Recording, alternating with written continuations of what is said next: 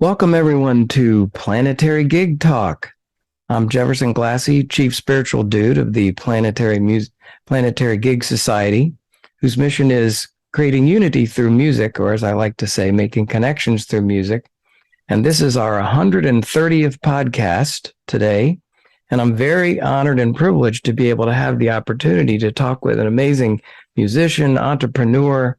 Oh my God, what a great guy. Rudy Colombini. Rudy, thanks so much for taking the time to be with us today. Pleasure. And a good morning or a good afternoon. Yeah. Well, it's great to see you. I've heard about you before, and before we had this conversation, I've looked up a little bit more about you. My goodness, what a musical career, starting off at 17 or something with a lot of your professional work, and then being with the unauthorized Rolling Stones, and now the Music City San Francisco effort. I mean, it's pretty hard to keep up with you. And you don't want to. It's been a rocky road with Music City. I've been here well over a decade. We're in the final stages now. It's robust, moving fast, and 8 businesses in one, all getting logistically connected up. Lots of incredible things coming out of Music City. The most important one is really the streaming. We are a streaming hub to the world. And with regards to healing the world, and regards to our mission, which is, at the end of the day, if you look at our logo is this, round ball. It's got this microphone coming out of it. I don't know if you've ever seen it. That's like Elvis Presley's microphone. And like it's on a stand, but it's on a peace sign, right? And then it's got the community of San Francisco, the city behind it. So what I normally don't talk about is what you want me to talk about on this interview. So we never take it up here.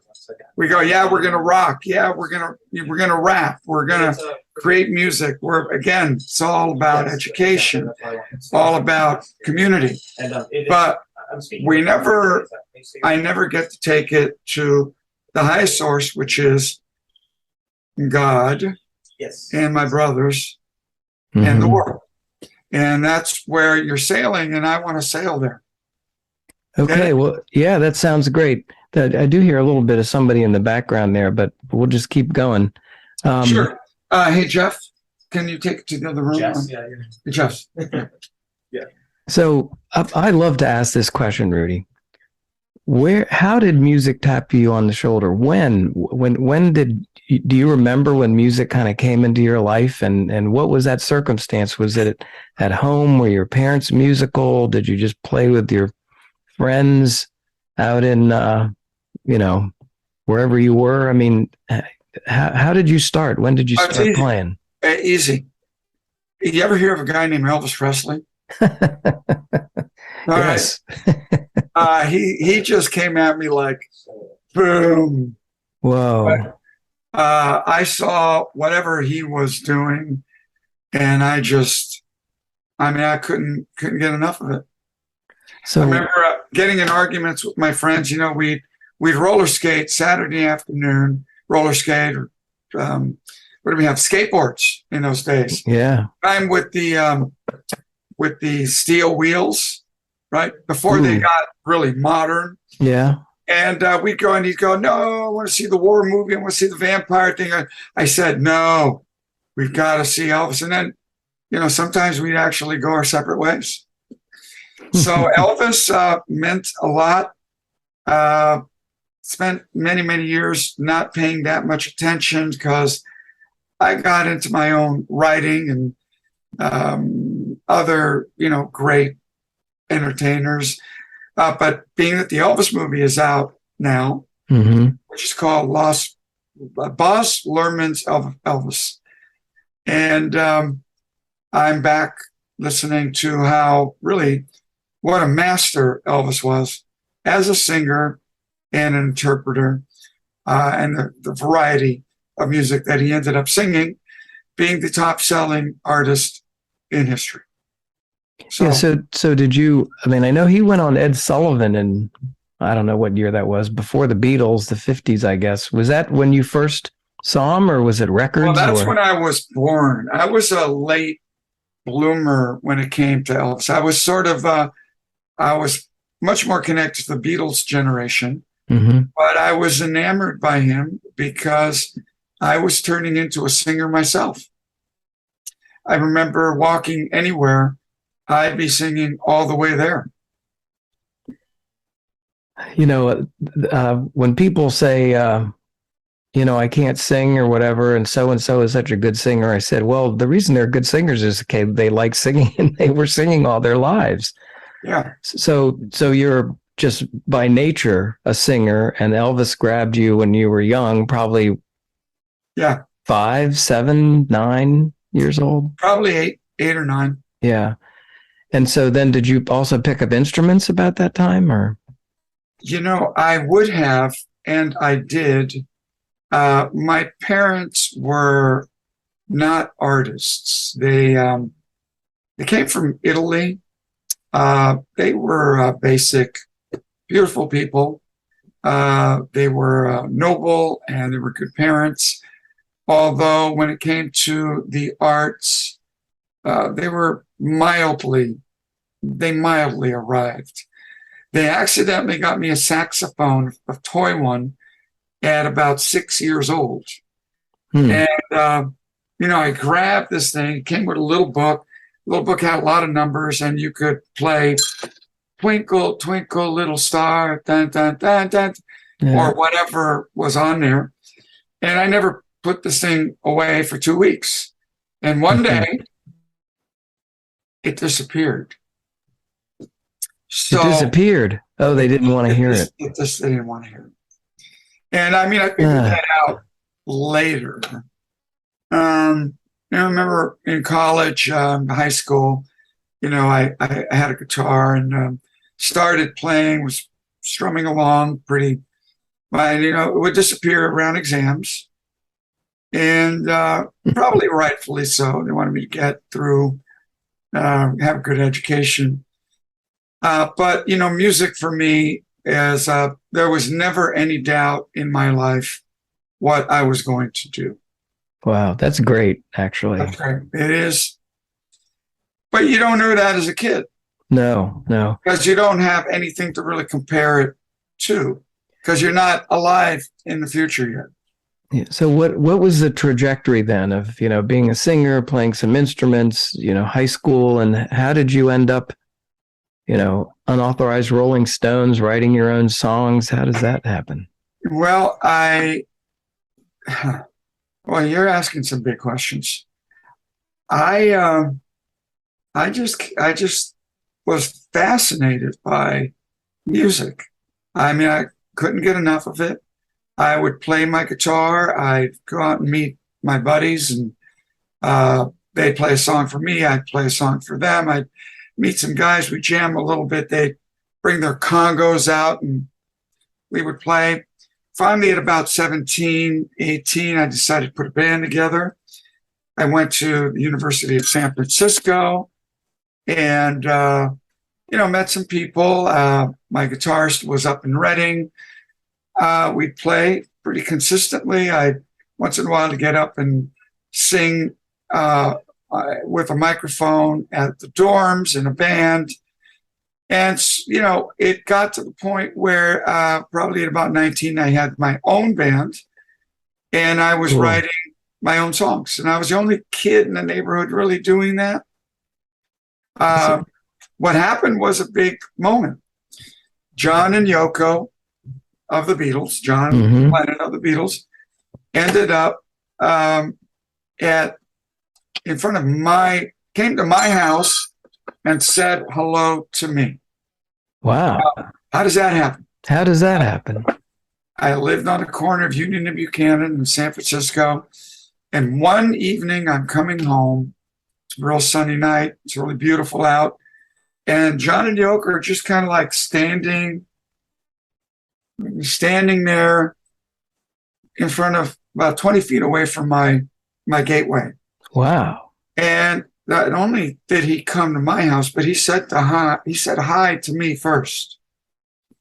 Get that? Yeah. So I'm walking by and I'm just kind of eyeing these people that I cannot believe are these people. Yeah, right? yes, yes. Because I've never met at that time a famous person in my life. And John looks at me directly and he goes, "Yeah, it's me." Wow. Get it? So I said, "Hey, I live here. My mom's waiting, going to have dinner. Don't want to bother you, but hello." And he says, "Yoko and I are going for a walk. Do you want to come?" Kid you not. Wow. So this young boy is walking with one of the most famous people on the planet. Asked him lots of questions, but the important one was, "John, how do you write those great songs? How do you write them?" And he said, "Rudy," he goes, "you steal a little here and you steal a little there." Says, "They've all been written. Just be courageous and have faith that you're writing something that's yours." And being that I'd come across that issue, like here I am, I was a natural songwriter. But when I would get to the point where I would be writing, I would think, well, this must be that song, or this must be this song. And I just literally 2 weeks later, I wrote my first complete song. That's amazing. One of the things that I've come to believe in, synchronicity. I mean, that doesn't happen unless it's meant to happen. And what an effect it has. So when you were writing songs, I mean, I've heard John and Paul sort of say they were just writing whatever they could that people would like. But I have a feeling that your focus in writing is maybe a little deeper in the sense of having something to say that you want to come through you and have people hear. Is that right? Or well, of course, we're talking about a seasoned human being who's been around for, how old am I? 32 or 33? I mean, I've seen the world. I've built the company. I've been in lots of bands. I'm a minister at the Community Miracle Center in San Francisco. I've been teaching a course in miracles over 30 years. I've been studying it about 34. The spiritual element is gigantic. I mean, even you mentioned the word synchronicity. Out of my 5, so I've opened up for 30 household names with my bands. All right, so that's a fact. Now, I've never opened up for like any of the bands that I would have loved to, which are my 5 major influences. 3 of them I've met on the street. Now, get it? So no other big stars, have been in the industry. I've been in green rooms where Elton John is like, on the other side of the stage in his green room. We're the 4th runner-up band to open up this show. Get it? Mm-hmm. So there was lots of opportunities. I mean, never met any of the giants, but guess what? John Lennon, I met in front of my house. James Brown was also one of them. Met in an elevator. And a guy by the name of, you've heard of the band The Kinks. Yeah. The leader of the Kinks, one of the greatest, maybe the greatest, in my opinion, the greatest British songwriter, Raymond Douglas Davies. I met on the street. Amazing. So how that happens, synchronicity was meant to happen. I'm blessed. Another synchronistic thing, I went to Tupelo. And here I am, at Elvis's home where he was born. And, well, I leave that morning and I say, hey, Lise, my wife, I said, let's go to a gospel church. She goes, where are you going to find a gospel church now? This is 35 years ago. Mm-hmm. And I said, wait a minute. Hey, sir, some guy's walking down the street. Yes. It's African-American cat. Yeah. I said, where's a gospel church around here? He goes, I'm going there. Get in. So we drive to this church. We walk in. We are literally the only white people in the church. There's like 300 people in it. And they're singing like, wow. Yeah. Kind of stuff you would never see in the Catholic Church. And it's just like right up here. And I got to think, I'm joining big time. And the minister calls me up, gives me the microphone, and I am scat singing Jesus. Like these like the probability of something like this is like, gotta wipe it away. My energy on Elvis, my energy on music, they came to me. It's a really beautiful thing. I can just see that and feel that. Even the way that, one of your folks reached out and said, hey, how about a podcast? And I'm like, yeah. And I know you have a little bit of a time crunch. Maybe you could just mention for a second about, obviously you're talking about the power of music, but for other people and its effect on other people, what you've seen from the stage, what you've seen to bandmates and all this, how do you describe that? What is going on? What is music? How does it reach out and do what it does to people? It speaks to our unconscious. It speaks in mathematics. And then it's tied to our language. But you're speaking in mathematics. Plants, fractals are mathematics. Mm-hmm. Everything that's alive is a mathematical. So math is music. It's like pure logic that when moved around talks to us about universal principles. Yeah. It's like kind of a quantum physics of things that we don't understand, like, hey, Jude, like, I love you. Like, boom, I love you. Like, don't make it bad. It's a song about forgiveness. Right? Ooh, yeah, yeah. My favorite song in the world, people ask, well, what song? It wakes me up in the morning when I need a wake-up call. Music. It makes us all good guys, too. We're having all the same experience together. Plato. Oh, this isn't the exact quote. Plato said, he goes, when the music changes, the government comes next. Ooh. The power of music is immense. That's immense and important, too. My friend Joseph Wooten says democracy needs music and music needs democracy. We're a little bit of an inflection point that way, too. Well, let me, because you do have a time situation, if you could describe a little bit more about it. It's hard to even look at and imagine the scope of Music City and what you're doing.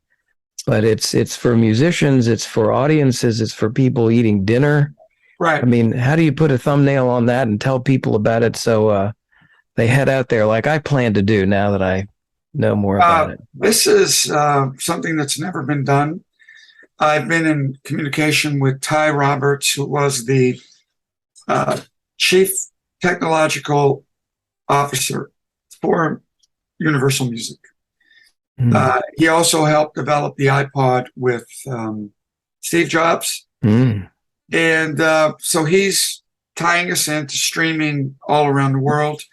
We are somewhere between 25 and 30 points of interest, which means either rehearsal studios, recording studios, or venues, clubs, stages. We're 4 venues, somewhere around 23 to 24 studios, Ooh. an outdoor venue, 150 units of exhibit for the San Francisco Music Hall of Fame. Mm. These 23 studios, bar, restaurant, a radio station, which is Music City Network. So we can network out to 4 or 5 different live places. One might be. So in other words, we become a network to the world. We're also an academy where people can come, learn. The gift that we give is an ability to play for a lot of people. We got nearly 500 people coming in for rehearsal, a couple of hundred people a day for education. The Hall of Fame's another couple of hundred people. So we're broaching about 1,000 people. That's before anyone like you even walks in. So it's this hive, an incubator, an expediter, where you come, every room is audiovisually recorded, every room, which let's just say you're Simon, I'm Garfunkel. When we're rehearsing, we think we got it. Yeah. A bridge over troubled waters. Yeah. I will lay me down. How beautiful is that? The troubled waters, you're the bridge that I will lay down. I'm the bridge that I will lay down. So we're rehearsing. We want to turn that rehearsal into a performance. We just open our door and put the light on. Performance open. We open the door, people come in. Now we can play for them. If we're feeling really confident, we go live to the world. We've got cameras all in the room. Everything is audiovisually recorded.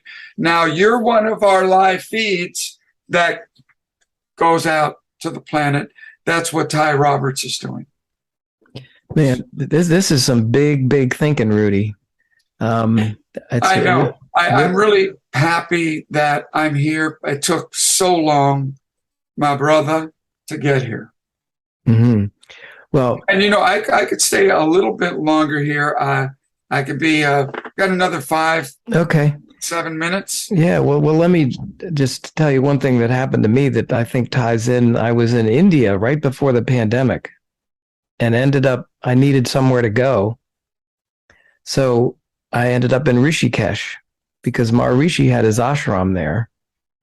It's still there. And the Beatles went there in 1968. And how did maybe the most famous band in the world end up in Rishikesh? There's never any doubt with anybody who the most famous band in the world was. To the young people, to the middle-aged people, to the older people. There's never been a band that has sold a quarter of what the Beatles have sold. It's just unbelievable. And they were there, and I was in the ashram. So anyway, I'm over there. I went to see the ashram. Maharishi has passed, so it's kind of it's an exhibit, site, visitor site. And I'm sitting there, and somebody says, "Oh, there's a music place right down the street here, half a block." And I walk down there, and it's Devi Music Ashram. A music ashram. I'm like, oh my God, they have, classical Indian studies. They do sound healings on Tuesday and sitar on Thursday and blah, blah, blah. And I met these people and we've done all these programs with them now. That was some synchronicity. But I said to Raj there, well, there must be a lot of music ashrams. And he said, no, I don't know of other ones. And he said, a lot of ashrams, there's a guru or a master, but here our only guru is music and nature.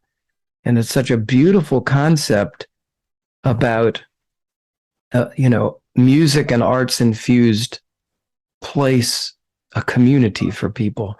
And you're creating it more so than I've heard about anybody doing. And it's really fabulous. And I'd love to help get the word out there. Well, help get the word out there. The sooner we get up, the better. We're looking at December. Um, we want to change the world. I mean, we want the spiritual connection with. Let me throw you this one. These are two books, Course in Miracles, heavily tied in, much like you know, Indian mysticism, Indian, the Hindu path was for the Beatles. For this place, we don't ever want to be religious nowadays because everybody's so scared of it. But I think that that's a little bit of a mistake too. Governments, then we shouldn't have a government by that point. Shouldn't have a government because I'm pretty certain that more people have been killed by governments than anything else in history. Yeah. We just have to look at that. And, the churches were part of that, but we've been misled. We mislead ourselves. We're all responsible. And we're about, again, in A Course in Miracles, we're about the healing.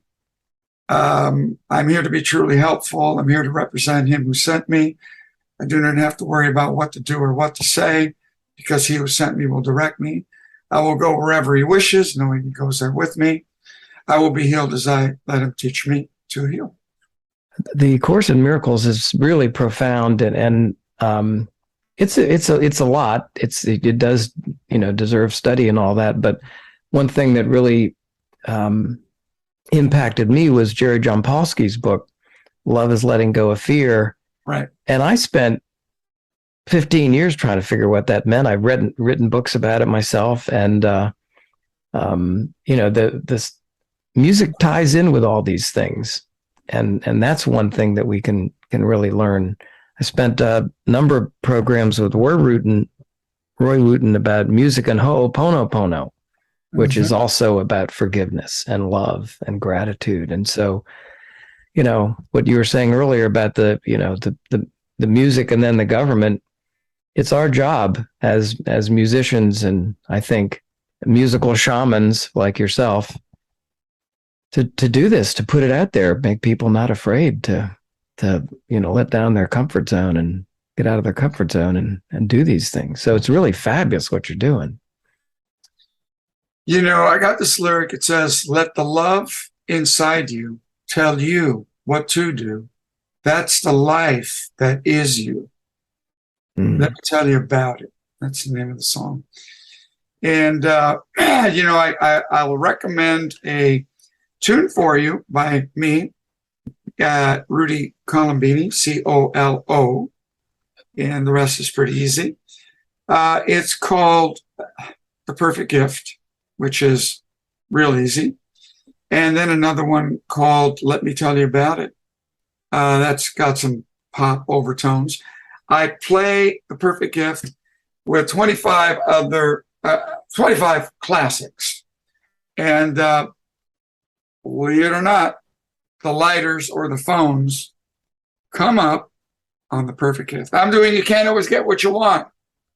Sympathy for the Devil.